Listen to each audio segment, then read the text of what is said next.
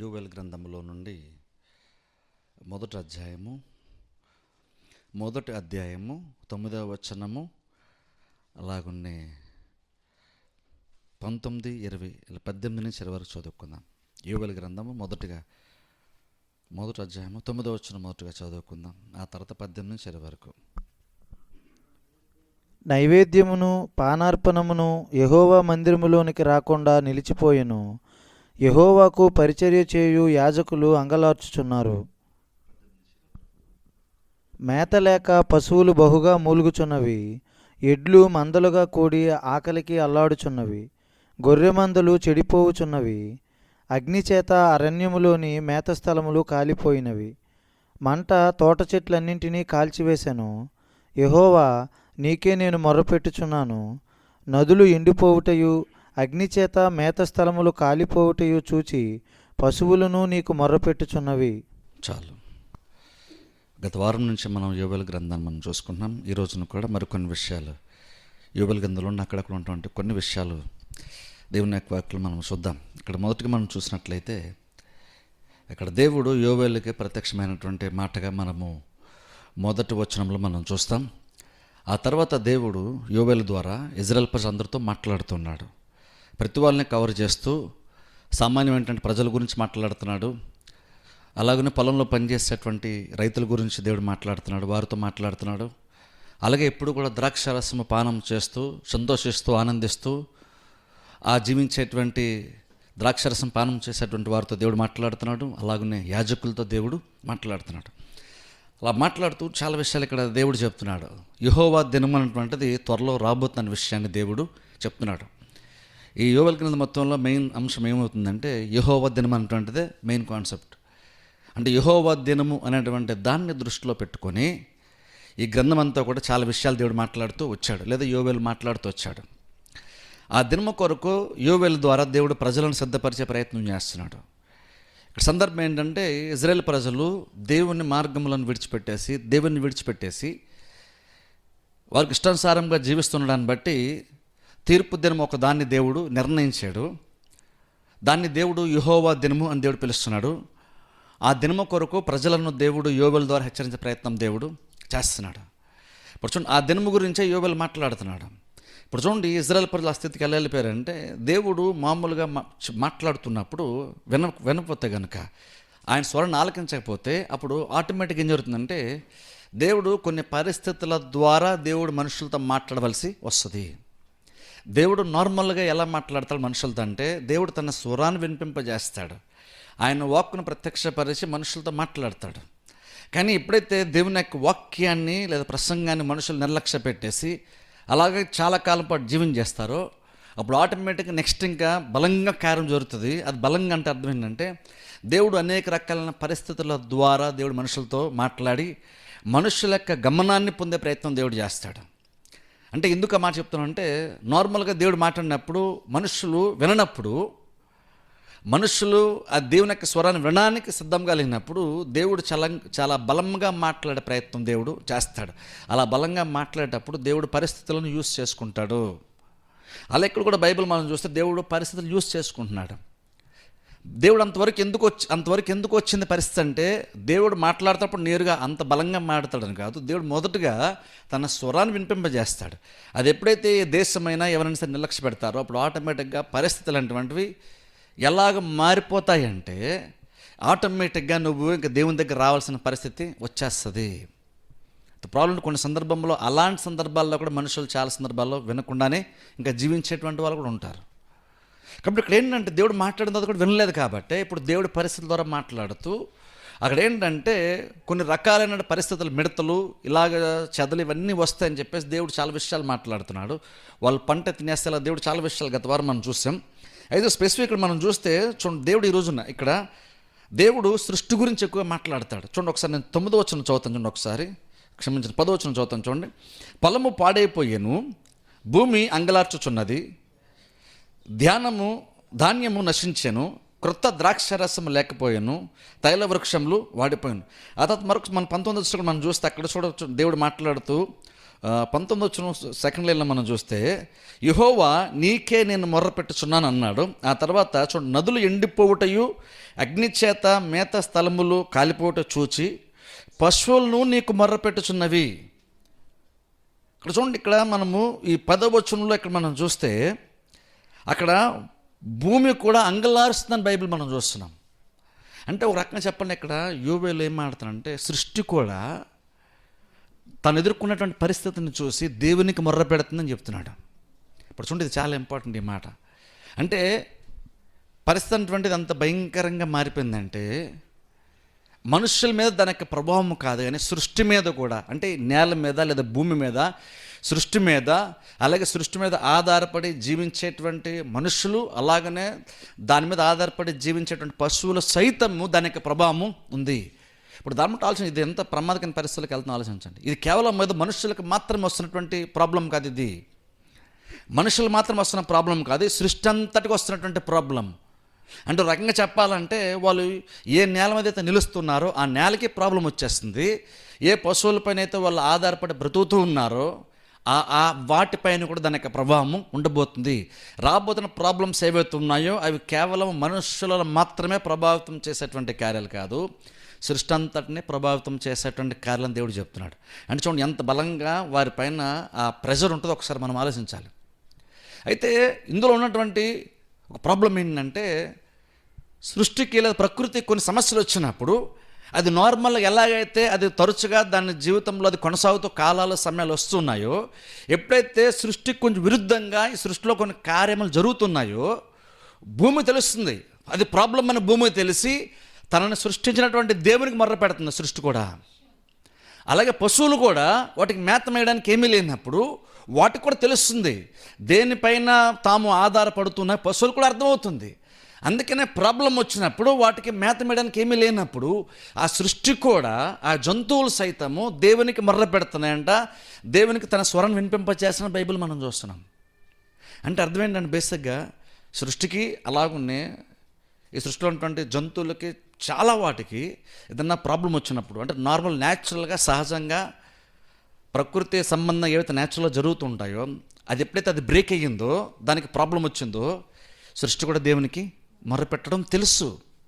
సృష్టి కూడా దేనిపైన ఆధారపడుతుంది. ఎందుకంటే సృష్టికి ఏమర్థమైందంటే, సృష్టికి ఏం తెలుసు అంటే, నన్ను సృష్టించిన సృష్టికర్త మీద నేను ఆధారపడితే తప్ప నా యొక్క పద్ధతి అటువంటిది ఒక దారిలోనికి రాదు, నేను ఫలభరితంగా ఉండలేను అన్న విషయము సృష్టి అంతటి తెలుస్తుంది.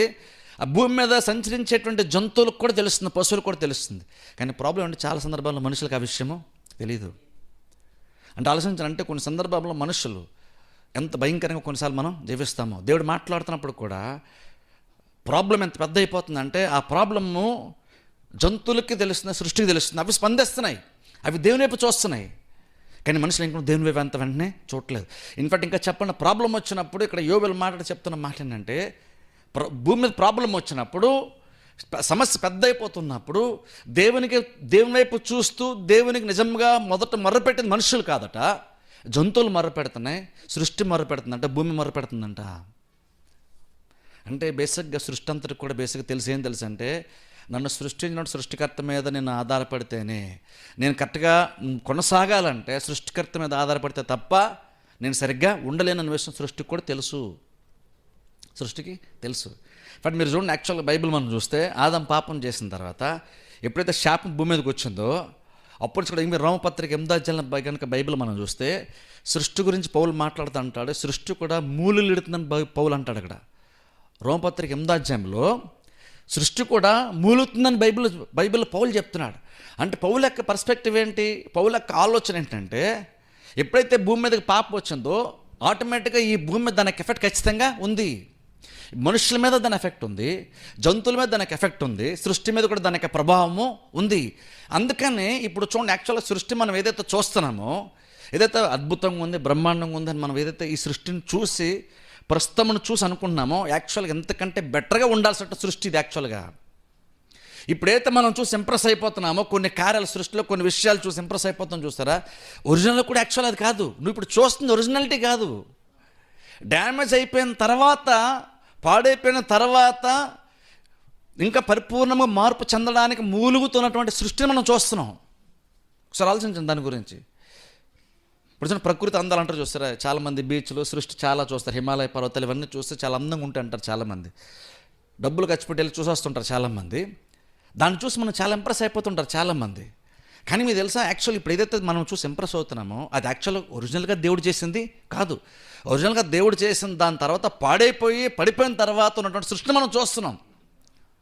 దాన్ని చూస్తేనే మనకి ఇంత అద్భుతంగా ఉంది అనిపిస్తుందంటే ఒకసారి ఆలోచించండి, ఒరిజినల్గా దేవుడు చేసినప్పుడు ఇంకెంత అందంగా ఇంకెంత అద్భుతంగా సృష్టి ఉండాలి. ఒకసారి ఆలోచించండి దాని గురించి.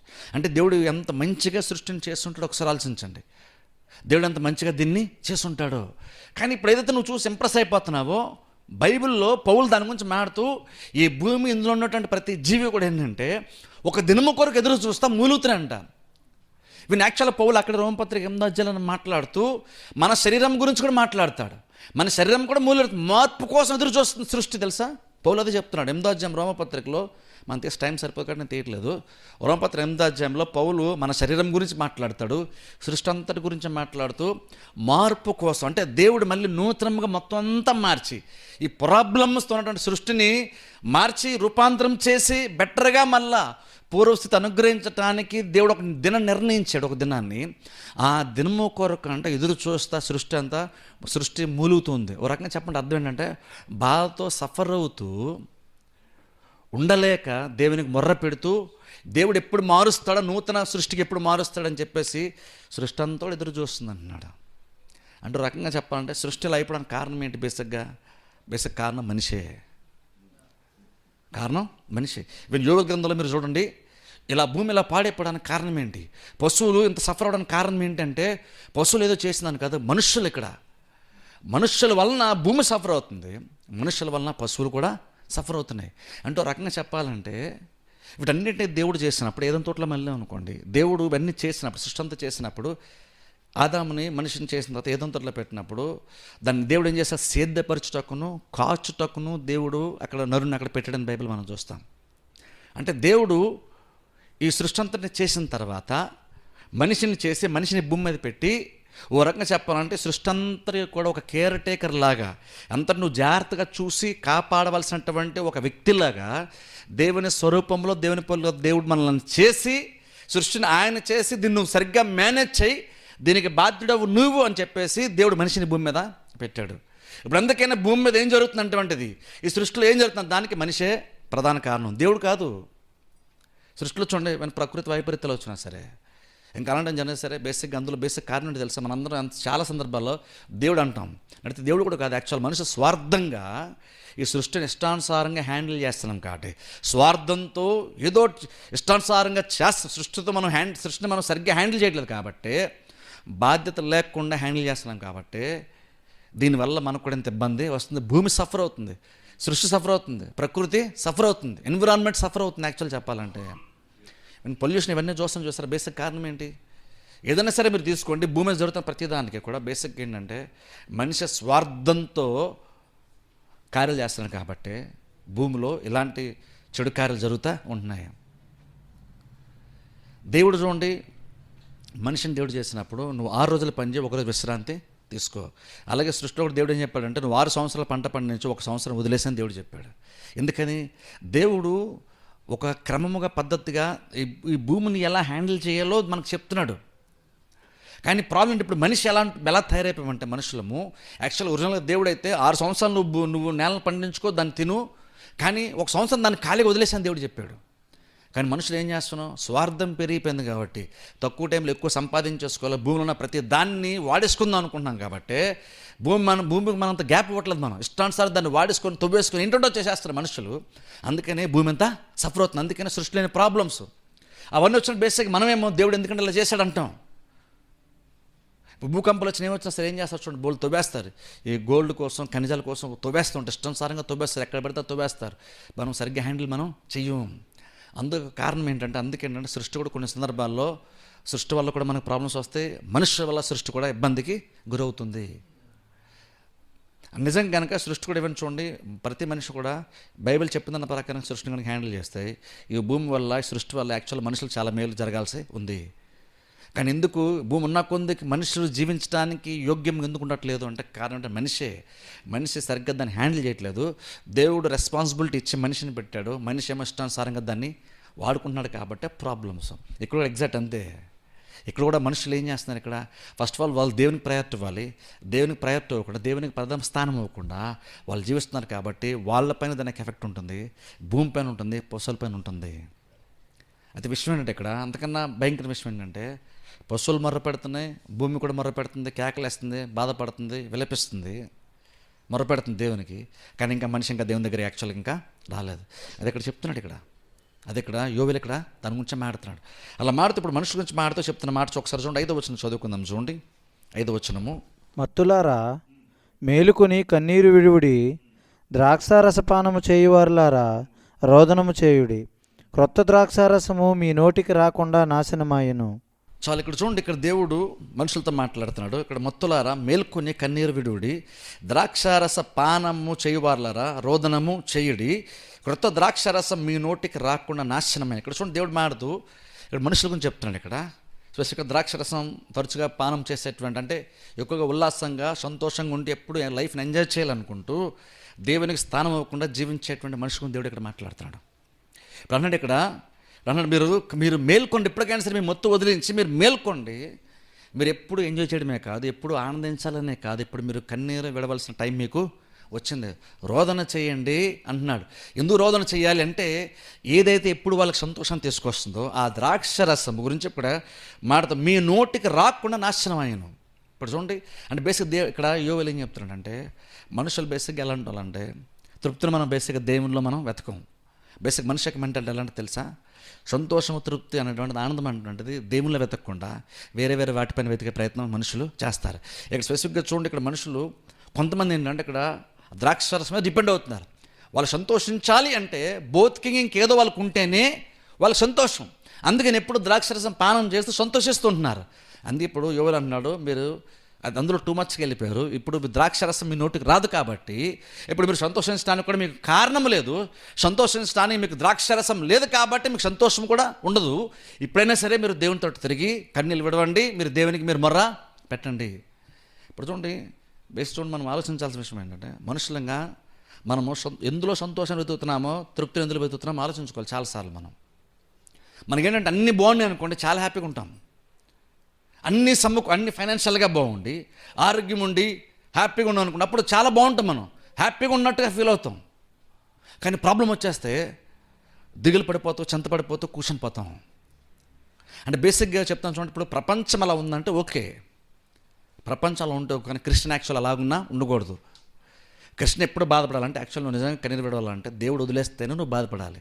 నువ్వు దేవునికి దూరంగా ఉంటేనే బాధపడాలి తప్ప నీకు వేరేదేదో దూరం అయితే నువ్వు బాధపడాల్సిన అవసరం యాక్చువల్గా లేదు. యాక్చువల్గా తెలుసా, అండ్ బేసిక్గా మనం పరిస్థితుల మీద కనుక డిపెండ్ అనుకోండి, దాన్ని బట్టి సంతోషంగా ఉండడము లేదా దాన్ని బట్టి మనం బాధపడుతుంటే అర్థం ఏంటంటే నీకు దేవుడు ప్రయారిటీ కాదు. కానీ చూడండి క్రైస్తవ జీవితం ఏంటంటే ఎంత శ్రేష్టమైన జీవితం అంటే సమాధానం అటువంటిది, ఇంకో రకమైన తృప్తి సంతోషం అటువంటిది నీకు ఎక్స్టర్నల్గా రాదు, అంటే బయట వాటి నుంచి రాదు. అంటే డబ్బును బట్టి లేదా ద్రాక్షారసాన్ని బట్టి లేదంటే ఉన్న మంచి ఇళ్ళను బట్టి లేదా మనుషులను బట్టి సంతోషం కాదు. యాక్చువల్గా ఫిలిప్పీ పత్రికలో పౌలు మాట్లాడుతుంటాడు, జ్ఞానకు మించినటువంటి క్రీస్తు సమాధానం అంటాడు. జ్ఞానకు మించినటువంటి క్రీస్తు సమాధానము మీ హృదయంలోనూ మీ తలంపులను కావాలండును గాక అంటాడు. అంటే అర్థం ఏంటి, ఇప్పుడు బేసిక్ దేవుడిచ్చే సమాధానం ఎలాంటిదంటే నీ జ్ఞానమునకు మించింది. అంటే జ్ఞానానికి మించిన అర్థం ఏంటంటే నువ్వు చాలా పీస్ఫుల్గా ఉంటావు, కానీ నువ్వు ఎందుకంత సంతోషంగా ఉంటున్నావో నువ్వు కూడా ఎక్స్ప్లెయిన్ చేయలేవు. నువ్వు ఎందుకంత సంతోషంగా ఉండగలుగుతున్నావో, ప్రాబ్లమ్స్ నువ్వు ఎంత తృప్తిగా ఎంత ఆనందంగా ఉండగలుగుతున్నావో నిన్ను చూసే వాళ్ళు కూడా అర్థం కాదు. అందుకనే జ్ఞానమునకు మించింది అంటే అర్థం ఏంటంటే నువ్వు యాక్చువల్గా నార్మల్గా అయితే ఒక మనిషి నువ్వు ఉన్న సిట్యువేషన్లో సంతోషంగా ఉండడు నార్మల్గా. కానీ ఒక క్రిస్టియన్ నువ్వు దేవుని బట్టి మాత్రమే ఆనందించేటువంటి వాడు, దేవునిలో తృప్తిని వెతికేటువంటి వాడు సంతోషంగా ఉంటున్నాడు. అప్పుడు ఎదురుగా ఉన్నటువంటి చుట్టూ ఉన్న మనుషులు చూస్తున్నప్పుడు నువ్వు ఎందుకంత హ్యాపీగా ఉండగలుగుతున్నావు, నీకు ఇన్ని ప్రాబ్లమ్స్లో కూడా అంత హ్యాపీగా ఎలా ఉండగలుగుతున్నావు వాళ్ళకి అర్థం కావట్లేదు. అందుకనే జ్ఞానమునకు మించినటువంటి క్రీస్తు సమాధానం అంటున్నాడు పౌలు. అంటే అర్థం ఏంటి, యాక్చువల్గా అనుభవించేటువంటి నువ్వు ఎక్స్ప్లెయిన్ చేయలేవు. నువ్వు ఇన్ని ప్రాబ్లమ్స్ ఉంటూ కూడా నువ్వు అంతా సంతోషంగా నువ్వు అంత బెటర్గా ఎలా ఉండగలుగుతున్నావో నిన్ను చూసేవాళ్ళు కూడా అర్థము కాదు. అదే జ్ఞానం మించిన క్రీస్తు సమాధానం. ఒకవేళ మనం అన్ని బాగున్నా కూడా నువ్వు సమాధానంగా సంతోషంగా ఉన్నావు అనుకో, అది క్రీస్తు సమాధానం యాక్చువల్గా కాదు. క్రీస్తు సమాధానం ఎలా ఉంటుందంటే, దేవుడిచ్చే సమాధానం ఎలా ఉంటుందంటే, నీకు చాలా ప్రాబ్లమ్స్ ఉండొచ్చు, కానీ ఇంక నువ్వు దేవుని లైఫ్లో దేవుడు నన్ను చూస్తే దాన్ని బట్టి అది ధన్యతగా నువ్వు ఫీల్ అయ్యి నువ్వు హ్యాపీగా ఉంటావు. నిన్ను పెద్దగా నేను పెద్దగా డిస్టర్బ్ చేయదు. అది బైబిల్లో చూడండి, కీర్తన గ్రంథంలో యాక్చువల్గా ఒక చోట మనం చూస్తే ఆయన భక్తుడు తనకి చాలా ప్రాబ్లమ్స్ ఉన్నాయి, కానీ అన్యులు చాలామంది వర్ధిల్లుతున్నారని చూశాడు. పాపం చేసేవాళ్ళు వర్ధిల్లుతున్నారు, అన్యులు బాగా వర్ధిల్లుతున్నారు, తానేమో ప్రాబ్లమ్స్ ఉంటున్నాడు. దాని గురించి అలాగ ఆలోచిస్తుండగా దేవుడు కొన్ని విషయాలు బయలుపరిచాడు. అవి బయలుపరితే అప్పుడు చివరికి వచ్చారు అంటాడు, ప్రభువా అందరూ ఇలా ఉన్నారు, నిశ్చయంగా వాళ్ళు కాలు జారు చోటున ఉన్నారు, నేనైతే నిన్ను పొందటమే గొప్ప ధన్యత అన్నాడు చివరికి. అంటే చూడండి, అంటే నాకు ఇప్పటికిప్పుడు వాళ్ళకంటే నేను బెటర్గా లేను. భౌతికంగా చూసుకుంటే, ఫైనాన్షియల్గా చూసుకున్నా, వేరే రకంగా చూసుకున్నా, చాలామందికి నేను దేవుని నమ్మి కూడా సఫర్ అవుతున్నాను. చాలామంది కంటే నేను దేవుని నమ్మిన తర్వాత కూడా నాకు యాక్చువల్గా చాలా ప్రాబ్లమ్స్ ఉన్నాయి. నాకు పెద్దగా కలిసి వస్తుందంటూ ఏమీ లేదు. వరంగా చెప్పండి, నా లైఫ్ ఫెయిల్యూర్ లాగా ఉంది చూడడానికైతే. ఎందుకంటే ఏది పెద్దగా నేను బాగానే సాధించుకున్నాను, నేను కూడా సక్సెస్ఫుల్గా అన్నాను, నేను కూడా బాగానే బతుకుతున్నాను అనిపించుకోవడానికి భౌతికంగా ఏమీ లేదు. అందుకే అన్యులు చూసినప్పుడు వాళ్ళు చాలా హ్యాపీగా ఉన్నారు. పాపం మీకు చాలా బాధ వేసింది. నేను దేవుడు నమ్మిన తర్వాత కూడా నేను ఎంత దయనీయంగా ఉన్నానేంటి అని పాపం ఆలోచించడం స్టార్ట్ చేస్తే, దేవుడు కొన్ని విషయాలు బయలుపరిచాడు భక్తునికి. బయలుపరిచిన తర్వాత అప్పుడు చివరికి ఆయనకి అసలు విషయం అర్థమయ్యి అంటున్నాడు, ప్రభా నాకు ఏదోనా లేకపోయినా సరే నువ్వు నా లైఫ్లో చూసారా, నాకు అదే ధన్యత అన్నాడు. చూసారా, ఒక క్రిస్టియన్ యాక్చువల్గా అలా ఉండాలి. ఒక క్రిస్టియన్ ఎప్పుడు కూడా అలా ఉండాలి. నేను ఏది మూడ్ ఆఫ్ చేస్తుందో ఆలోచించుకోవాలి.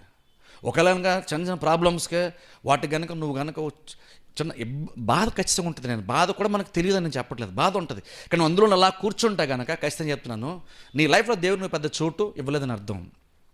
ఎందుకంటే దేవుడు నువ్వు నిజంగా లైఫ్లో చోటు ఇచ్చుండుంటే నువ్వు ఆ చిన్న చిన్న వాటిని బట్టి నువ్వు అంతగా డిస్టర్బ్ అవ్వవు. నువ్వు సంతోషంగానే ఉంటావు, నువ్వు తృప్తిగానే నువ్వు బ్రతుకుతావు.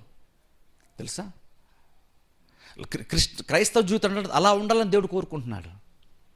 ఇక్కడ అందుకని చూడండి, ఇక్కడ వీళ్ళు ఏంటంటే, ఇక్కడ ప్రాబ్లం ఏంటంటే, వీళ్ళు సంతోషించడానికి కొంతమంది ఒక గుంపేమో మొత్తం కోరుకుంటున్నారు. అంటే ద్రాక్షరసం ఉంటే వాళ్ళు హ్యాపీగా ఉంటారు, ద్రాక్షరసం అయిపోతే వాళ్ళకి ఇంకా సంతోషము పోయినట్టే. ఇప్పుడు దేవుడు ఇక్కడ ఏం చేస్తాడంటే, అసలు నిజమైనటువంటి సంతోషము, నిజమైనటువంటి తృప్తి ఎందులో ఉంటుందో, దేనివల్ల వస్తుందో దేవుడు ఇక్కడ వాళ్ళకి నేర్పించే ప్రయత్నం చేస్తున్నాడు. ద్రాక్షరసం మీద మాత్రమే డిపెండ్ అయితే అది రేపటిలో ఖచ్చితంగా అయిపోతే ఖచ్చితంగా సంతోషం తృప్తిని ఖచ్చితంగా ఉండదు. అప్పుడు నువ్వు ఏడాల్సిన పరిస్థితి వస్తుంది.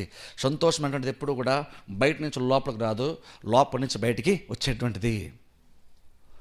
చూడండి, కొన్నిసార్లు కనుక మనం మరీ ఎక్కువ డిస్టర్బ్ అయిపోతున్నాం అంటే కనుక, మనుషులను బట్టి, మనుషులు చేస్తున్న కార్యాలను బట్టి, లేదా ప్రపంచంలో జరుగుతున్న పరిస్థితులను బట్టి కనుక నిజంగా ఎక్కువగా మరీ ఎక్కువ డిస్టర్బ్ అయిపోతే కనుక ఖచ్చితంగా చెప్తున్నాను, నువ్వు బహుశా దేవుని మీద నువ్వు అంత ఎక్కువ బహుశా నువ్వు ఆధారపడి బ్రతకట్లేదేమో. దేవుని పైన ఆధారపడి బ్రతికితే నీకు ఏది లేకపోయినా సరే ఖచ్చితంగా నీకంటూ నువ్వు సంతోషించడానికి, ఆనందించడానికి, తృప్తిగా ఉన్నాను అనిపించుకోవడానికి నీకంటూ బలమైన కారణం లోపలే నీకు ఉంటుంది.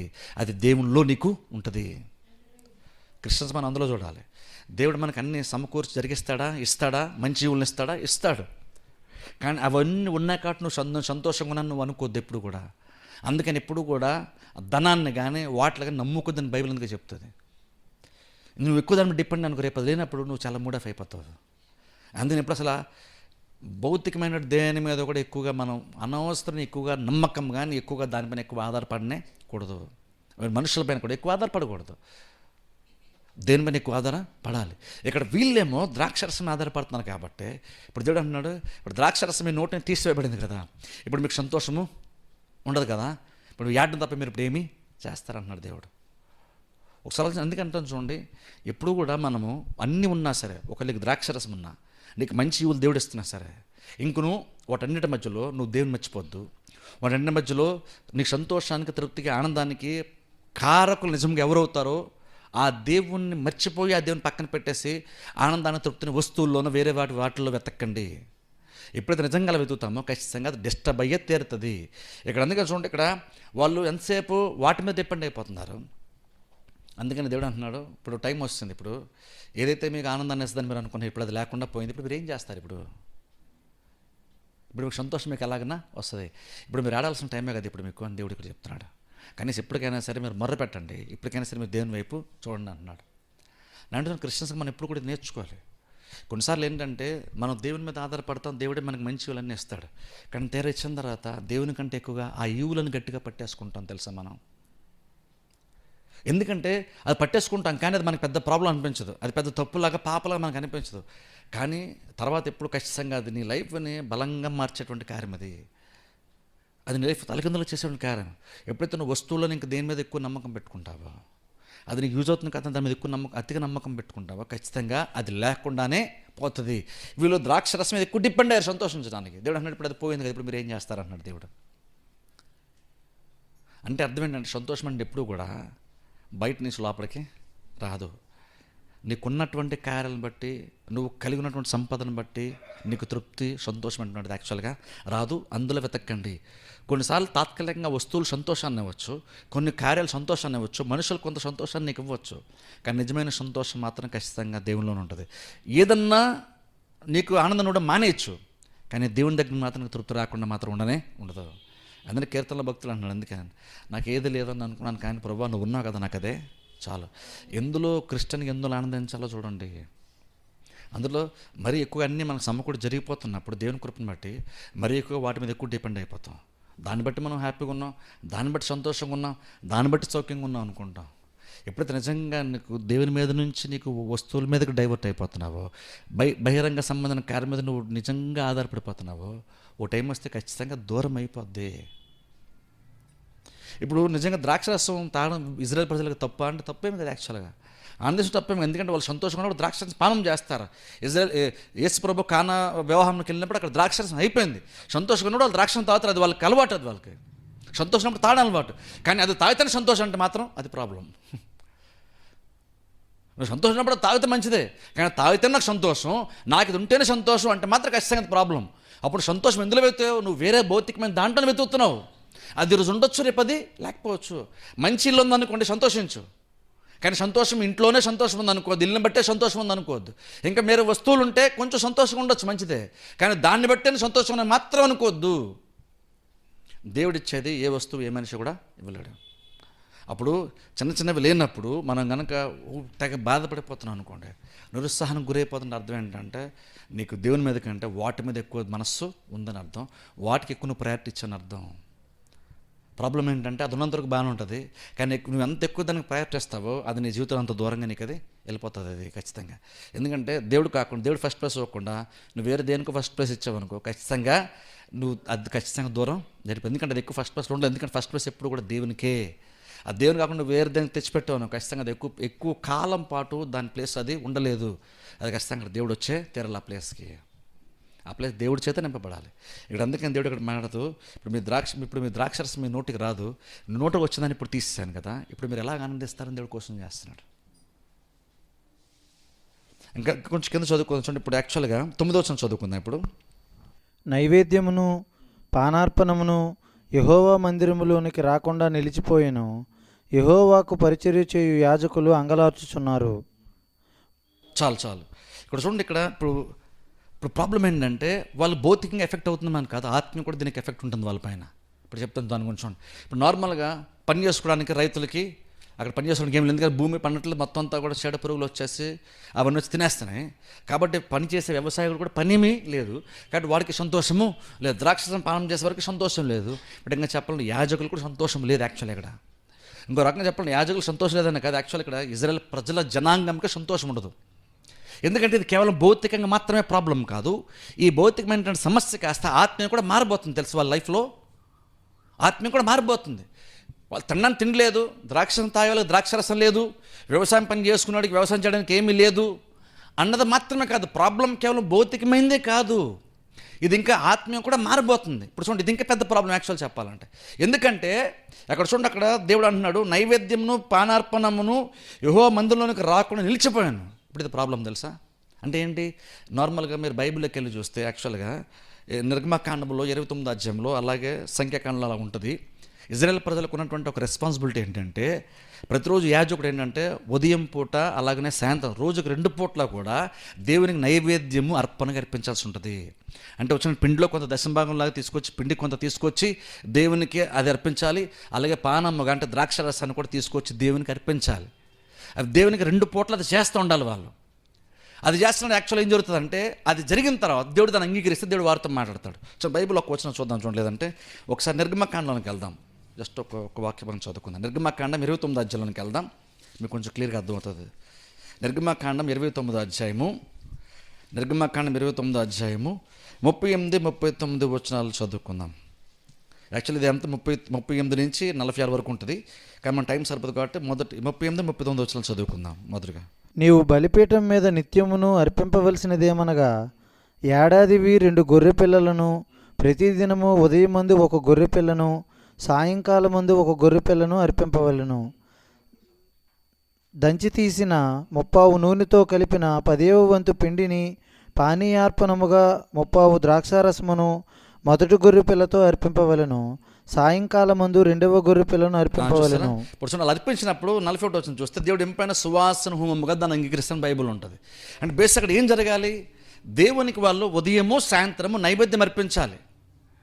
అది కొంత ఏంటంటే మాంసము, పిండి, అలాగే పానార్పణమేమో ద్రాక్షరసాన్ని కూడా వాళ్ళు అర్పించాలి. ఇది 2 పూట్ల జరగాలి. ఇది యాక్చువల్గా 2 పూట్ల జరిగితే దానివల్ల వచ్చేటువంటి మనుషులకు వచ్చే బెనిఫిట్ ఏంటి అంటే చూడండి, లాస్ట్ వచ్చిన 46 వచనం ఉంటుంది, చూడండి, చదవండి. కావున నేను వారి మధ్య నివసించినట్లు, చూడండి, అదంతా జరిగి దేవుడు అంగీకరిస్తే ఏం జరుగుతుందంటే నేను వారి మధ్య నివసించినట్లు, ఐగుప్తు దేశంలో నుండి వారిని వెలుపలకు రప్పించిన తమ దేవుడైన యెహోవాను నేనే అని వారు తెలుసుకొందురు. నేను వారి దేవుడనైన యెహోవాను. సో నేను వారి దేవుడు. ఇక్కడ చూడండి, అదంతా జరిగిన తర్వాత అది దేవునికి వీళ్ళు అర్పిస్తున్నారు. దేవునికి వీళ్ళు అర్పిస్తే వాళ్ళకు వచ్చే ప్రయోజనం ఏంటి అంటే ఆ ప్రోసెస్ అంతా కరెక్ట్గా జరిగితే నైవేద్యం అర్పణ దేవుడు అంగీకరించి అది పరిమళ సువాసన దేవుడు దాన్ని అంగీకరిస్తే ప్రజలకంటూ ఒక నిరీక్షణ వస్తుంది, ఒక బెనిఫిట్ వస్తుంది. వాళ్ళు కొన్ని విషయాలు అర్థమవుతాయి, వాళ్ళు తెలుసుకుంటారు అంటున్నాడు ఇక్కడ దేవుడు. అంటే ఏంటి? బేసిక్గా చెప్పుకుంటే దేవునికి అర్పణ అర్పించినప్పుడు దేవుడు దాన్ని అంగీకరిస్తే దాని అర్థం ఏంటి? ఇంకను దేవునికి వారికి మధ్యన సహవాసము, రిలేషన్షిప్ అనేటువంటిది బాగానే ఉంది అని అర్థం. అంటే దేవునికి వారికి మధ్యన ప్రాబ్లమ్స్ ఏమీ లేవు అన్న నిశ్చయత మనుషులకు వచ్చేది, ఇది అర్పించడం ఎందుకు ఇంపార్టెంట్ అవుతుంది?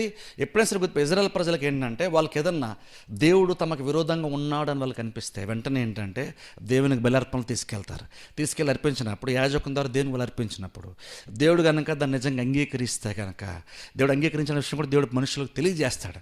అలా తెలియజేసినప్పుడు మనుషులకి ఏం అర్థమవుతుందంటే ఓకే, దేవునికి నాకు మధ్య ఎటువంటి అడ్డు ఆటంకము లేదు కాబట్టి నాకేం కావాల్సిన దేవుడు నాకు ఇస్తాడు, నన్ను కాపాడుతాడు, భద్రపరుస్తాడు. నాకు ప్రాబ్లం వచ్చినప్పుడు దేవుడు నాకు సహాయం చేస్తాడు, ఎందుకంటే దేవునికి నాకు మధ్య ఎటువంటి అడ్డులు ఆటంకాలు లేవన్న విషయము ఈ అర్పణల దేవుడు అంగీకరించడం ద్వారా మనుషులు తెలుసుకునేవాళ్ళు. ఇప్పుడు ప్రాబ్లం ఏంటి? యోవేలు గ్రంథంలో ప్రాబ్లం ఏంటంటే ఇప్పుడు వాళ్ళు అర్పించడానికి వాళ్ళకి ఏమీ లేదు ఇప్పుడు, ఎందుకంటే పంట పొలాన్ని ఆ పురుగులు తినేసినాయి. ఇప్పుడు నైవేద్యం అర్పించడానికి ఇప్పుడు ఏమీ లేదు. ఇప్పుడు ఏమీ లేనప్పుడు వాళ్ళు ఏం తీసుకొని దేవుని దగ్గరికి వెళ్తారు? దేవుని దగ్గరికి వెళ్ళడానికి వాళ్ళకి ఆధారం ఏంటి? ఎందుకంటే దేవుని దగ్గరికి వెళ్ళి ఒకటి చేతిలో వాళ్ళు వెళ్ళడానికి వీలు లేదు. ఖచ్చితంగా ఏదో తీసుకొని వెళ్ళాలి. తీసుకొని వెళ్ళి దేవుని దగ్గర నిశ్చయతను పొందుకొని ధైర్యంగా ఇంటికి తిరిగి రావాలి వాళ్ళు యాక్చువల్గా అది. కానీ ఇక్కడ ప్రాబ్లం అంటే ఇప్పుడు వాళ్ళు దేవుని దగ్గరికి వెళ్ళాలంటే ఏదో ఒకటి కావాలి, వాళ్ళకి పదార్థం కావాలి. కానీ ప్రాబ్లం అంటే ఇప్పుడు అది వాళ్ళ దగ్గర ఏమేది లేనప్పుడు వాళ్ళు దేవుని దగ్గరికి ఎలా వెళ్ళలేరు. దేవుని దగ్గరికి వెళ్ళకపోతే దేవుని దగ్గర ఒక నిశ్చయత ఎలా వస్తుంది? ఓకే, దేవుడు మా పక్షం ఉన్నాడు, మాతో ఉన్నాడు, మాకు సపోర్ట్ చేస్తాడు, మాకు సహాయకుడు ఉంటాడు అనే నిశ్చయత మనుషులకు ఎలాగున్నా వస్తుంది. ఇది ప్రాబ్లం. ఇప్పుడు ఇది ఇంకా పెద్ద ప్రాబ్లం ఇజ్రాయెల్ ప్రజలకి. యోవేలు గ్రంథంలో ఈ మొమెంట్లో అర్పణలు అర్పించడానికి ఏమీ లేదంటే బేసిక్ అర్థం ఏంటి? ఇప్పుడు దేవుని దగ్గరికి వెళ్ళడానికి వాళ్ళకి ఆధారము లేదు. దేవుని దగ్గరికి వెళ్ళడానికి ఆధారం లేనప్పుడు వాళ్ళకి నిరీక్షణకు ఆధారం ఎక్కడ ఉంటుంది? ప్రాబ్లం వస్తే నేను చూసుకుంటానులే అని ఇంతకుముందు అర్పణల ద్వారా దేవుడు వారికి సమ్మతిని తెలియజేసి నిశ్చయతని, నిరీక్షణని వాళ్ళకి ఇచ్చాడు. ప్రాబ్లమ్స్, ఇబ్బందులతో దిగులు పడుతూ దేవుని దగ్గరికి, దేవుని సన్నిధికి వచ్చినటువంటి మనుషులు ఇజ్రాయెల్ ప్రజలు అర్పణ దేవుడు అంగీకరించడం విషయం అర్థం కాగానే చాలా ధైర్యం, నిశ్చయత వాళ్ళు హ్యాపీగా ఇంటికి వెళ్ళేవాళ్ళు. ఇప్పుడు ప్రాబ్లం ఏంటి అంటే ఇది స్పిరిచువల్ కూడా ప్రాబ్లం వచ్చింది. ఇప్పుడు ఏంటి ఆ ప్రాబ్లం అంటే ఇప్పుడు వాళ్ళకి నిశ్చయత కావాలంటే ఇప్పుడు దేవుని దగ్గరికి వెళ్ళాలి. దేవుని దగ్గరికి వెళ్ళాలంటే అర్పించడానికి ఏమి వాళ్ళ దగ్గర లేదు, ఏమి లేని వాళ్ళు దేవుని దగ్గరికి వెళ్ళలేరు. దేవుని దగ్గరికి వెళ్ళలేకపోతే నిశ్చయత వాళ్ళకి ఎలాగన్నా వస్తుంది. నిశ్చయితే లేనటువంటి, దేవుడు ఖచ్చితంగా మాకు సపోర్ట్ చేస్తాడు అని కూడా తెలుసుకోలేనటువంటి దయనీయమైన పరిస్థితుల్లో వాళ్ళు వెళ్ళిపోయారు. ఇప్పుడు వాళ్ళు అర్పణలు అర్పించలేదు కాబట్టి దేవుడు వెనక్కి వెళ్ళిపోయాడని అలా? అర్పణలు అర్పించడానికి దేవుడు వెనక్కి వెళ్ళిపోయాను కాదు. మీరేం తేటలేదు కాబట్టి నేను మీ దగ్గర రాను అని దేవుడు అంటే, దేవుని కాదు, అది ఇంపార్టెంట్ కాదు యాక్చువల్గా చెప్పాలంటే. ఎందుకంటే దేవుడు ఎప్పుడు కూడా బళ్ళు అర్పణలు దేవుడు ఎప్పుడు యాక్చువల్గా అయితే కోరుకోలేదు. కాబట్టి మీరు తేల కాబట్టి నేను వెనక్కి వెళ్ళిపోతాను అని, అది ప్రాబ్లం. అది కాదు ప్రాబ్లం. దేవుడు దూరంగా జరిగిపోయాను కాదు, వీళ్ళు దేవుని దగ్గర రావడానికి వీళ్ళకి ఇప్పుడు ధైర్యము లేదు. ఎందుకంటే దేవుడు నియమించిన నియమం ఏంటంటే, మీరు వచ్చినప్పుడు నా దగ్గర మీరు తీసుకొని రావాలి.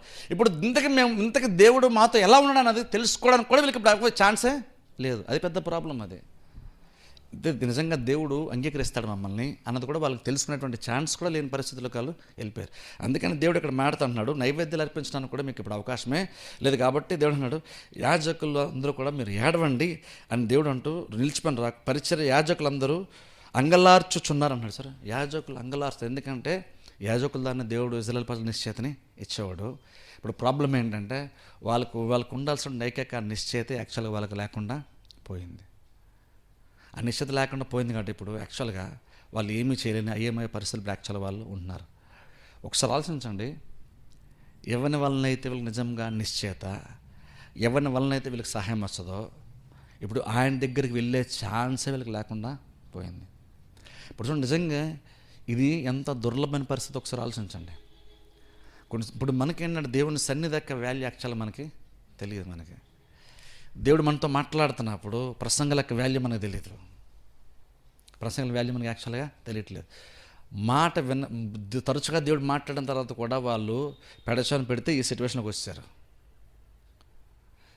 అంటే అర్థం ఏంటంటే, నార్మల్ ఒక మనిషి కరెక్ట్గా కనుక తన మనసు కనుక ఆత్మీయంగా పని చేస్తే, బేసిక్గా మనిషి అన్నాడు ఎలా ఉండాలంటే, ఎలా ఉండడానికి ఇష్టపడతాడంటే, మైండ్ కరెక్ట్గా పని చేస్తే, నీ ఆలోచన కరెక్ట్ ఉంటే ఎలా పని చేస్తాంటే, ఇంతవరకు నేను తెచ్చుకోను, దేవుడికి వస్తే నాతో మాట్లాడాలి, నాకు విషయాలు తెలియజేయాలి, నేను మార్చుకోవాలి అనేటువంటి ఆ సిచ్యువేషన్ యాక్చువల్గా మనిషి ఎక్స్పెక్ట్ చేయాలి. అంటే చర్చకొచ్చాడు, ఎందుకు చర్చకొస్తున్నావు యాక్చువల్గా నువ్వు? దేవుని యొక్క మాట వినడానికి. ఎందుకని? దేవుని మాట వినకపోతే ప్రాబ్లం ఏంటంటే, నీకు తెలుసుకోకపోతే నువ్వు కూడా ఇలాంటి సిచ్యువేషన్లోకి వెళ్ళిపోయే ప్రమాదం ఉంటుంది. అంతవరకు ఒక విశ్వాసికి రాకూడదంటే దేవుడు నాతో మాట్లాడాలి. అప్పుడు ఆలోచించండి, నిజంగా దేవుని స్వరం వినడము, లేదా వాక్యం వినడము, లేదా దేవుని సన్నిధి ఎక్స్పీరియన్స్ ఎంత ఇంపార్టెంట్ ఒకసారి ఆలోచించండి. మనకి చర్చ్ అంత ఇంపార్టెంట్ మనకు అనిపించదు. నువ్వు చర్చలోకి వచ్చేస్తావు, ఊరిని యాక్టివిటీ పరంగా చర్చలోకి వచ్చేస్తావు, ఆదివారం మిగిలినటువంటి రోజుల్లో చర్చకు వచ్చేస్తున్నావు. కానీ నిజంగా నువ్వు దేవుని స్వరాన్ని వినగలుగుతున్నావా? దేవుని సన్నిధి నిజంగా అనుభవించగలుగుతాను చాలా ఇంపార్టెంట్. ఎందుకంటే దేవుని సన్నిధి అనుభవించలేని స్థితి ఇంత భయంకరంగా ఉంటుంది. ఇక్కడ వీళ్ళ ప్రాబ్లం ఏంటి? ఇప్పుడు దేవుడి దగ్గరికి వెళ్తే వాళ్ళు అంగీకరిస్తలేదు తెలియదు, దేవుడు వాళ్ళతో ఉంటాడు లేదు వాళ్ళు తెలియదు. అది ప్రాబ్లం ఇప్పుడు. కానీ నార్మల్ క్రిస్టియన్స్కి ఈ రోజుల్లో మనం చర్చకు వస్తాం, దేవుని సన్నిధి అనుభవించకపోయినా మనకి అది పెద్ద ప్రాబ్లమే కాదు. మనకు అది క్యాజువల్ వస్తాం, పాటలు పాడతాం, వాక్యం వినేస్తాం, వెళ్ళిపోతాం. దేవుడు వాస్తవం అయితే కనుక, దేవుడు మాట్లాడేవాడైతే, నేను ప్రసంగం కాకుండా దేవుని స్వరాన్ని వినాలి కదా అనే ఆలోచన క్రిస్టియన్కి రావాలి. మీకు రావాలి. అది ఇది నిజంగా దేవుని సన్నిధి అన్నప్పుడు, నేను చర్చలకు వచ్చిన తర్వాత 2.5-3 గంటలు నేను ఉంటున్నప్పుడు, ఆ 3 గంటలు ఎక్కడో దగ్గర ఏదో మూమెంట్లో ఏదో సందర్భంలో ఖచ్చితంగా దేవుని సన్నిధి అనుభవించాలి కదా. దేవుడు ఉన్నాడంటే ఉంటానని ఆయన చెప్పినప్పుడు ఇది దేవుని సన్నిధి ఖచ్చితంగా ఉండాలి కదా.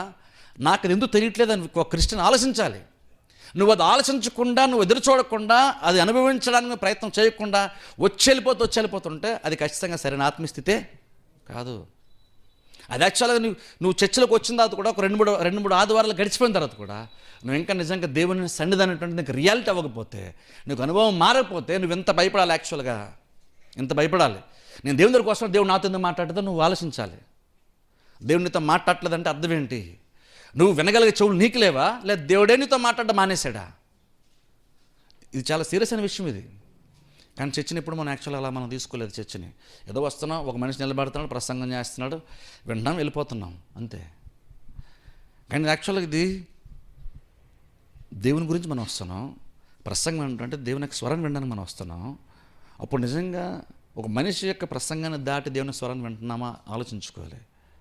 చర్చికి వెళ్తున్నాం, దేవుని సన్నిధి ఉందని ఎంతసేపు స్టార్టింగ్ దగ్గర నుంచి అయిపోయే వరకు నమ్ముకొని అలా గడిపేస్తున్నామా, లేదా నిజంగా అవును నిజంగా ఇక్కడ దేవుడు ఉన్నాడు, నేను ఈరోజు ఎక్స్పీరియన్స్ చేశాను అనే అనుభవం కూడా నిజంగా యాక్చువల్గా మనకు ఒక్కసారైనా ఉందా ఆలోచించుకోవాలి. ఇది చాలా ఇంపార్టెంట్, తెలిసింది చాలా ఇంపార్టెంట్. ఎందుకంటే దేవుడు కనుక వాక్యంతో నీతో మాట్లాడితే, ఓహో దేవుడికి నా మీద దృష్టి ఉందని నీకు అద్భుతం, నీకు అది ధైర్యం వస్తుంది. తెలుసా, అది ధైర్యం వస్తుంది. నువ్వు దేవుని సన్నిధిని అనుభవించు అనుకో, ఓహో దేవుడు నిజంగా నాతోనే ఉన్నాడు, ఎందుకంటే నేను ఈరోజు ఆయన ఎక్స్పీరియన్స్ చేశాను, దేవుడు తన సన్నిధిని నాకు బయలుపరుచుకున్నాడు, అంటే దేవుడు నాతోనే ఉన్నాడు, అనుభవం నాకు కలిగింది.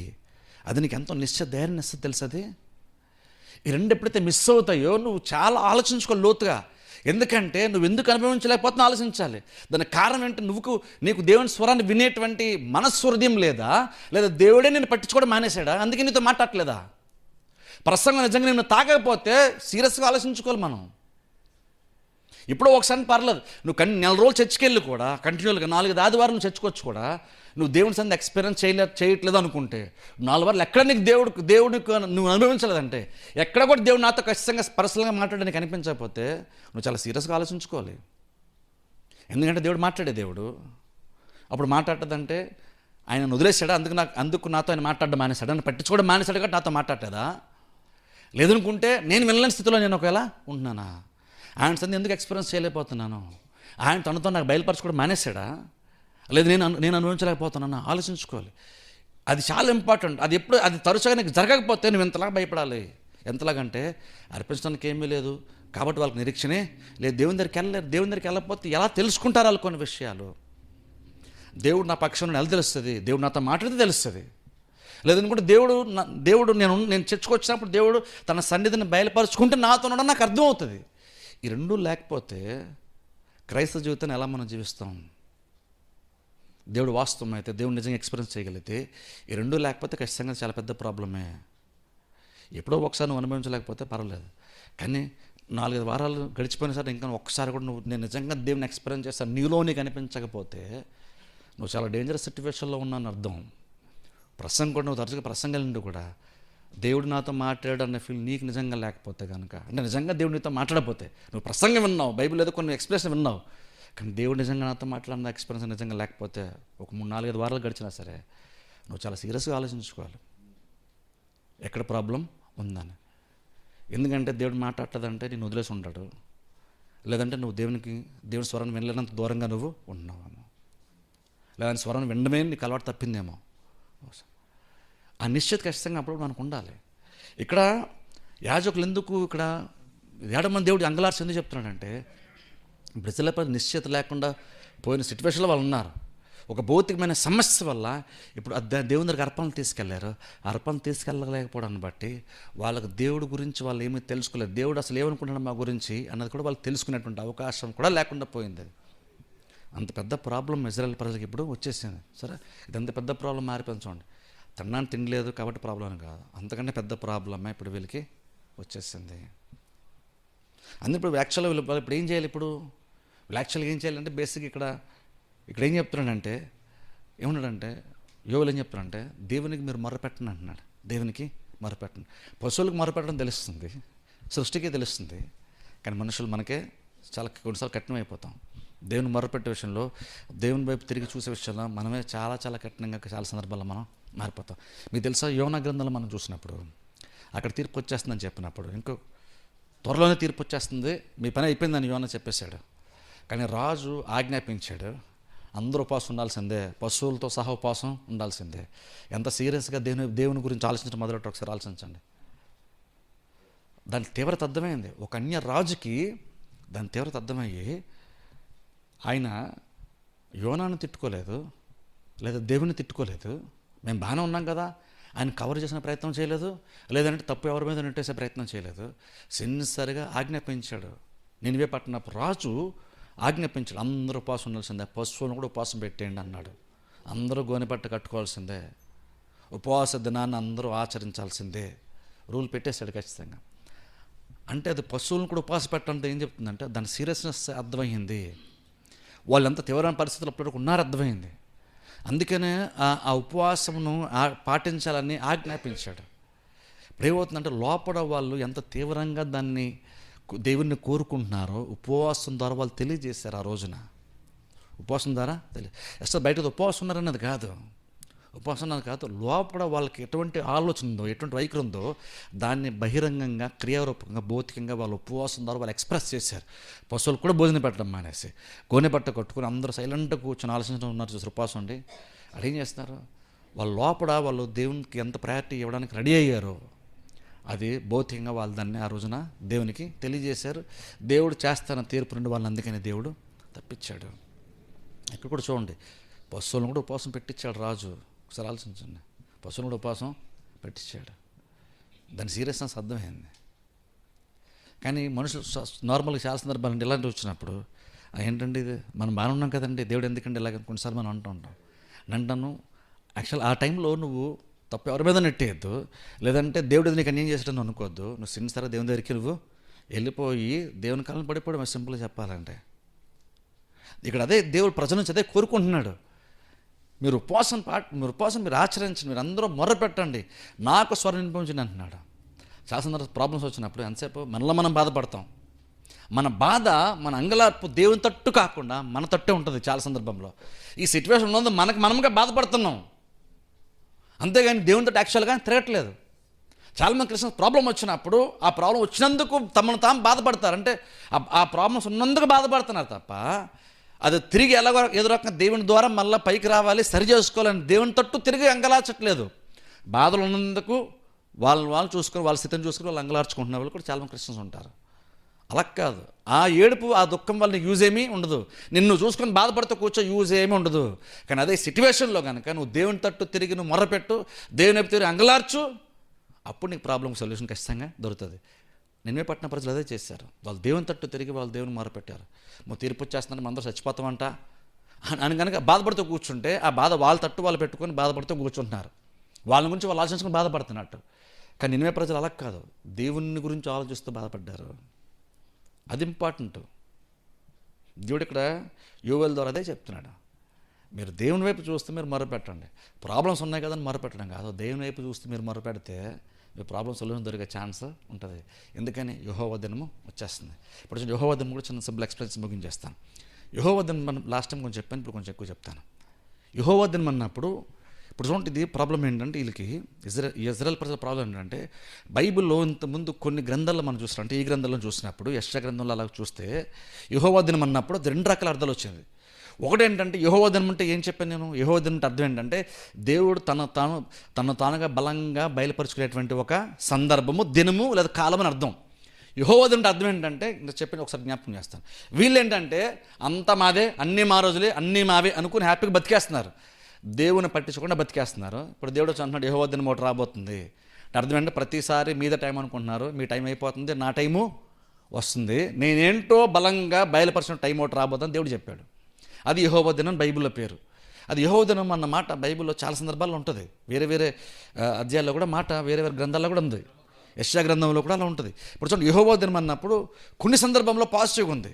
అంటే యెహోవా దినం అంటే బేసిక్ అర్థం ఏంటి, యెహోవా బలంగా తను తాను ప్రత్యక్షపరుచుకొని బయలుపరుచుకునేటువంటి దినము అని అర్థం. ఇప్పుడు అది పాజిటివ్గా చూసుకుంటే కొన్ని సందర్భంలో యెహోవా దినం అన్నప్పుడు అది ఇజ్రాయెల్ పక్షమున దేవుడు ఫైట్ చేసే దినం అయింది. యాక్చువల్గా బైబిల్లో కొన్ని సందర్భ రెఫరెన్స్ యాక్చువల్గా కనుక మనం చూడగలిగితే కొన్ని చోట్ల చూస్తే ఒకసారి చూద్దాం. చూడలేదంటే ఒకసారి నెగిటివ్గా చూద్దాం. ఆమోస్ గ్రంథంకి వెళ్దాం, ఒకసారి నెగిటివ్ ఎఫెక్ట్ చూద్దాం. లేదు ముందు యేస్కేల్ గ్రంథంలోకి వెళ్దాం ఒకసారి. యేస్కేల్ గ్రంథం 30 అధ్యాయము 2 వచనం చదవండి ఎవరన్నా. యేస్కేల్ గ్రంథం 30 అధ్యాయము, యేస్కేల్ 30 2 వచనం, 3 వచనం చదవండి.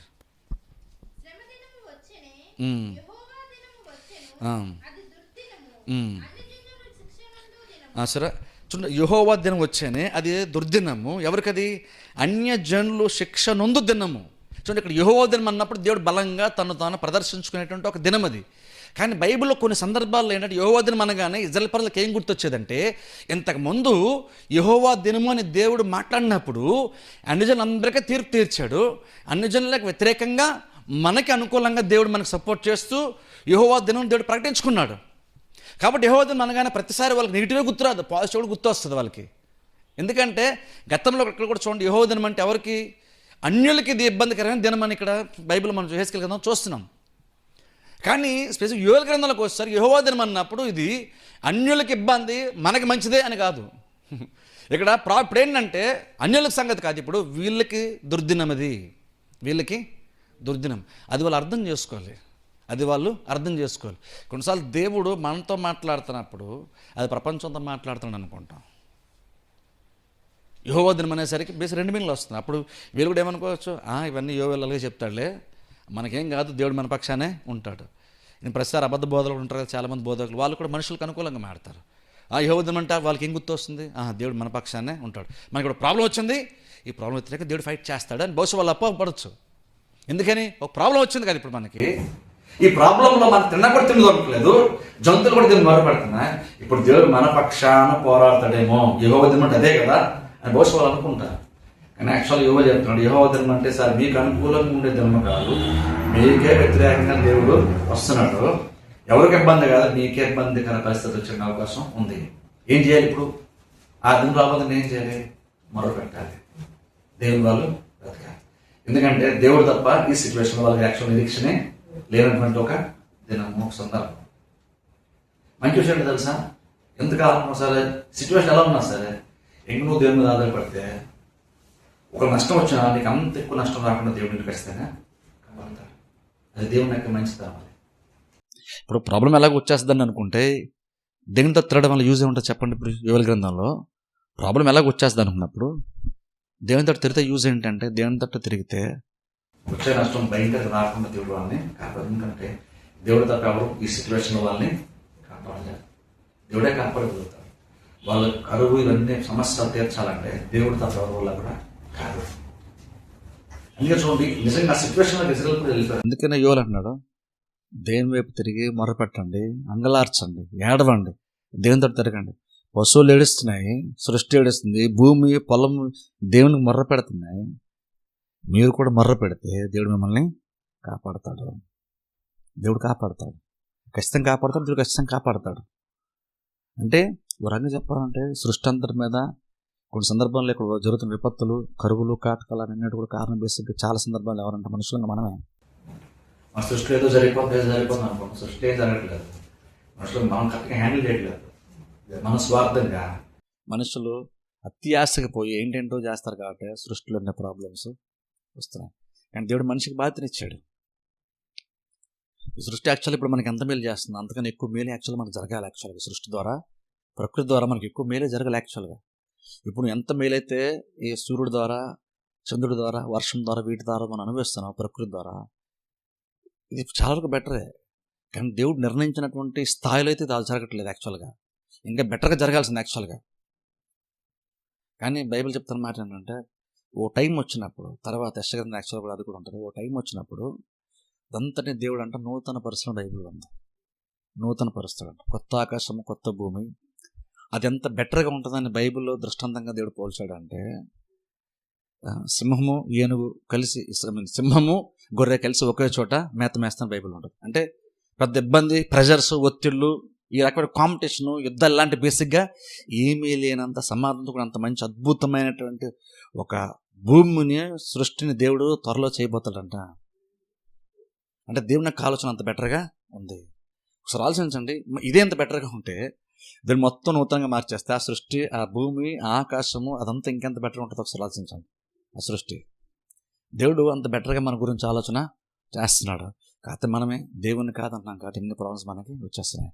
అంటే భౌతికమైనటువంటి పాడైపోయిన ప్రపంచంలో మనం ఉన్నాం. కానీ ఇంకనూ దేవుని మొదటి స్థానం వచ్చి దేవుని పని నిజంగా ఆధారపడి ఎప్పటికప్పుడే దేవునితో మనకున్న సహవాసాన్ని బలపరుచుకుంటూ, దేవుని యొక్క స్వరాన్ని వింటూ, దేవుని దగ్గరికి వచ్చి దేవుని పని నిజంగా ఆధారపడుతుంటే ప్రాబ్లమ్స్ కూడినటువంటి ప్రపంచంలో ఇంకో దేవుడు మనకు బెటర్గా మనల్ని నడిపిస్తాడు. ఇదే యోవేలు కింద మొదటి వచ్చి మనకి ఏం ప్రూవ్ చేస్తుందంటే, దేవుడు లేకుండా నువ్వేమీ చేసుకో, ఎంతైనా కష్టపడు, ఎంతైనా సరి చేసుకోవాలని చూసుకో, జరగదు. ఇప్పటికైనా సరే దేవుడు అంటున్నాడు యోవేలు ద్వారా, ఇప్పటికైనా తెలుసుకోండి, నేను లేకుండా మీరు భూమి మీద బతకలేరు. అది జంతువులకు అర్థమైంది, నేలకు అర్థమైంది, మనుషులుగా మనకి. మత్తయి సువార్త 6 చేసుకుని చెప్పారు చూసారా, ఆకాశ పక్షులను చూడండి, వెత్తవు, కోయవు, కొట్టులో కూర్చుకొనవు, మీ పరలోక తండ్రి వాటిని పోషిస్తున్నాను. ప్రాబ్లం సృష్టి అంతా దేనిపైన ఆధారపడుతుంది, సహాయం కోసం. కానీ మనుషులుగా మనమే ఆధారపడలేదు. వాటంటే ఎక్కువ జ్ఞానం దేవుడు మనకే కదా ఇచ్చాడు. తన స్వరూపం, తన పనులు మనల్నే కదా దేవుడు చేస్తాడు. దేవునితో సహవాసం చేయడానికి మనకే కదా ఆ యోగ్యత, ఆధిక్యత, సామర్థ్యం దేవుడు మనకి ఇచ్చాడు. కానీ మనమే దేవుని దూరం ఉన్న ప్రయత్నం చేస్తున్నాం. దేవునికి అంత దగ్గర జరుగుతావో నీ లైఫ్ అంత బెటర్గా మారేటువంటి ఛాన్సెస్ ఉంటాయి. అందుకన్నా చూడండి, దేవునికి ఫస్ట్ ప్రయారిటీ ఇవ్వండి. సమాధానం నెమ్మది ఎక్కడి నుండి వస్తుందో ఆలోచించుకోండి. పరిస్థితుల వల్ల డిస్టర్బ్ అయితే, పరిస్థితుల వల్ల మీరు బాధపడిపోతూ ఏడుస్తూ కూర్చుంటే చెప్తున్నాను, ఆ సందర్భం మీరు ఏం చేయాలంటే ఎవరి మీద నిందించి ఎవరి గురించి ఆలోచన మానేసి, నేను దేవునితో దేవుని ఫస్ట్ ప్రయారిటీ ఇవ్వట్లేదు, అందుకే నేను ఎక్కువ బాధపడాల్సి వస్తుంది. కానీ ఆ సందర్భంలో దేవునికి మొదటి స్థానం ఇవ్వడానికి మళ్ళా తీసుకొచ్చి దేవుని మొదటి స్థానం పెడితే అన్నీ కరెక్ట్గా సెట్ అయిపోతాయి. దేవుని ఫస్ట్ ప్రయారిటీ ఇస్తే అంతా బాగుంటుంది, సాఫీగా జీవితము సాగిపోతుంది. అదే యోబులు ఇక్కడ ఇజ్రాయేలు చెప్తున్నాడు. ప్రాబ్లం వచ్చినప్పుడు ఎవరెవరి మీద నెట్టేయకుండా, ప్రాబ్లం ఉంటే దేవునితో తిరగండి, దేవుని మొర పెట్టండి, దేవుడే ప్రతిదీ సమకూరుస్తారు. ప్రార్థన చేస్తున్నారు, తల వంచి కళ్ళు మూసుకొని నేను చిన్న ప్రార్థన చేస్తాను. మమ్మల్ని మిక్కిలిగా ప్రేమిస్తున్న మా తండ్రి, మీకు వందనములు స్తోత్రాలు ప్రభువా. రాత్రికాల సమయంలో మీరు ఇచ్చిన మాటలను బట్టి మీకు స్తోత్రాలు తండ్రి. యోబుల గ్రంథం 1వ అధ్యాయం తండ్రి, మరలా కొన్ని విషయాలు మేము తెలుసుకోవడానికి ప్రభావ మాకు ఇచ్చినటువంటి అవకాశాన్ని బట్టి మీకు స్తోత్రాలు తండ్రి. అనేకమైన విషయాలు ప్రభావ మా పూర్వీకుల ద్వారా మాకు తెలియజేసావు. ఈ మాటలు ప్రభావ మా జీవితాలకు అన్వయించుకొని ప్రభావ మేము తండ్రి జీవితంలో సంతోషంగా బ్రతకడానికి ప్రభావ దేనిపైన ఆధారపడుతున్నామో, వేటిపైన ఆధారపడుతున్నామో ఒక్కసారి పరిశీలించుకోవడానికి మీరు మాకు ఇచ్చినటువంటి మాటలను బట్టి మీకు స్తోత్రాలు ప్రభావ. అవును తండ్రి, మీరు మాతో మాట్లాడారు, మీ స్వరం వినిపింపజేశారు ప్రభావ. అది మేము అర్థం చేసుకుని ప్రభావ మా జీవితాన్ని పరిశీలించుకొని మరలా మీకే మొదటి స్థానం ఇవ్వడానికి మాకు సహాయం చేయమని ప్రార్థిస్తున్నాం. మా సంతోషం కోసం, తృప్తి కోసం ప్రభా భౌతికమైన వాటిపైన ప్రభా కాక మీపైన మాత్రమే ఆధారపడడానికి సహాయం చేయండి ప్రభా. జ్ఞానంకు మించినటువంటి క్రీస్తు సమాధానంతో మా హృదయాన్ని నింపమని ప్రార్థిస్తున్నాం, మా జీవితాలు మీరు నింపమని ప్రార్థిస్తున్నాం. ఏమున్నా లేకపోయినా ప్రభా మిమ్మల్ని సేవించే, సంతోషంగా మిమ్మల్ని వెంబడించే ప్రభా, సంతోషంగా మీ కొరకు బ్రతికేటువంటి స్థితిని ప్రభా మాకు దయచేయండి. మిమ్మల్ని అనుభవించగలిగే స్థితి మాకు దయచేయండి. మీ స్వరాన్ని వినగలిగే స్థితి మాకు దయచేయమని ప్రార్థిస్తున్నాం. ఇచ్చిన మాటలను బట్టి మీ కొందరు వచ్చిన ప్రతి కుటుంబాన్ని ప్రభావ మీరు దీవించిన, ఆశ్రయించిన బిడ్డలు వెలుచుండగా మార్గమంతా మీకు తోడుగుండమని యేసుక్రీస్తు నామమున ప్రార్థిస్తూ ఉన్న మా పరమ తండ్రి, ఆమేన్. మరణలోయలో నీ తిరిగినను, దేనికి భయపడను. మరణలోయలో నీ తిరిగినను, దేనికి భయపడను. ప్రభువు నాకు తోడయుండి దుడ్డు కారయుధ